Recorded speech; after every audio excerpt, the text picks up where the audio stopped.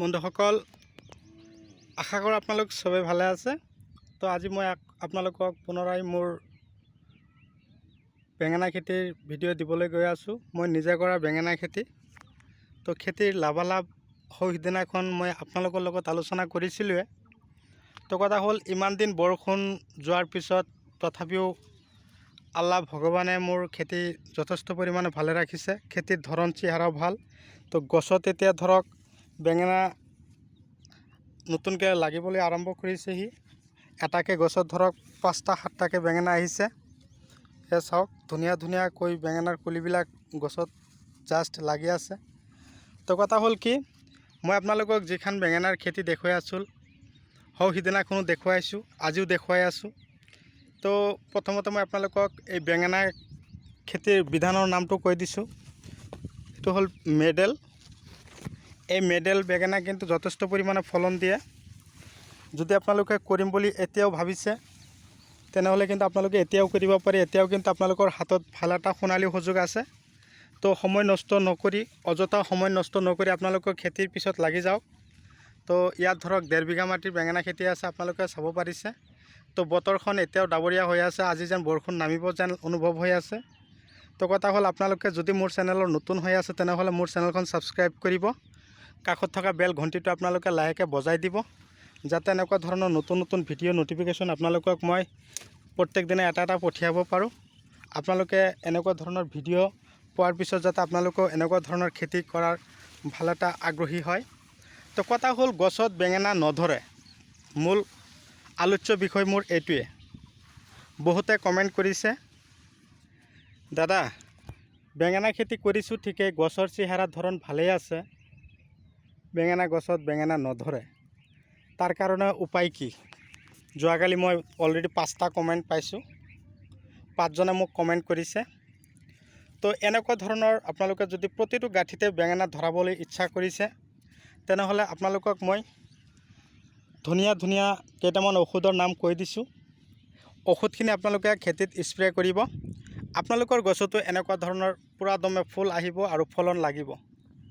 তো কথা হ'ল কি, এই খেতিত বিশেষকৈ আপোনালোকে এটা কথা মন দিব, প্ৰথম অৱস্থাত লগাইছিলে তেতিয়া গোবৰ সাৰটো বেছি দিছিলে। তাৰপিছত আপোনালোকে পাৰিলে ৰাসায়নিক সাৰ খেতিত আৰু নখটাব। গছখিনি যেতিয়া বেছি ওখ হৈ যায়, বেছি চেহেৰা হৈ যায়, তেতিয়া কিন্তু বেঙেনা গছখিনিত বেঙেনা বেছি এটা নধৰে। গোবৰ সাৰ কিমান দিছে, লাগিলে 2-3 গাড়ী দিয়ক বিঘাই প্ৰতি, কোনো কথা নাই। কথা হ'ল কি, যাতে আপোনালোকে এই ৰাসায়নিক সাৰ বেঙেনা খেতিত বেছি নিদিয়ে। পৰাপক্ষত আপোনালোকে ইউৰিয়া সাৰটো নিদিবই। ইউৰিয়া সাৰ দিলে আপোনালোকে আৰু বেঙেনা গছৰ পৰা ছিঙি যে বজাৰত বিক্ৰী কৰিব, আশা কৰাটো একেবাৰে মিছা। তো কথা হ'ল, আপোনালোকে এটা কাম কৰিব লাগিব কি, মোৰ খেতিত আপোনালোকক দেখুৱাই দিম মানে কি, এই বগামাছি, এই উৰণীয়া পোক এক ধৰণৰ আছে, এয়া চাওক, এই বগামাছি এইবিলাক কিন্তু চব মৰি গৈছে। এই চাওক, লৰচৰ নাই, মৰি গৈছে।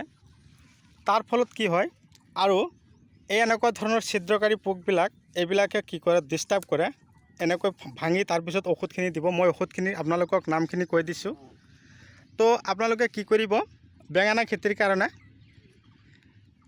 কিতাপ, তাৰ লগত আপোনালোকে কি কৰিব লাগিব, ৰকেট, কিতাপ আৰু ৰকেট, এই দুটা ঔষধ একেলগে সংমিশ্ৰণ কৰিব। ধৰক 4 টেংকি ঔষধ হ'ব, কিতাপ 4 টেংকি, ৰকেট আনিব 4 পেকেট, 50 টকা পেকেট ল'ব, 4টা 200 টকা। আৰু তাৰ লগতে হেৰি হ'ব, ধৰক কিতাপ 170 টকা ল'ব। একেলগে পানীৰ লগত মিক্স কৰি দিয়ক। 4 পোৱামান পানী দিব, তাৰ লগত ঔষধ চবখিনি মিক্স কৰিব। মিক্স আপ কৰি ধুনীয়াকৈ ঘলটি মাৰি পাৰ টেংকিত 1 পোৱাকৈ ঔষধ দিব, আৰু পানী ভৰাই লৈ আপোনালোকে ধুনীয়াকৈ গছখিনি ভিজাই দিয়ক।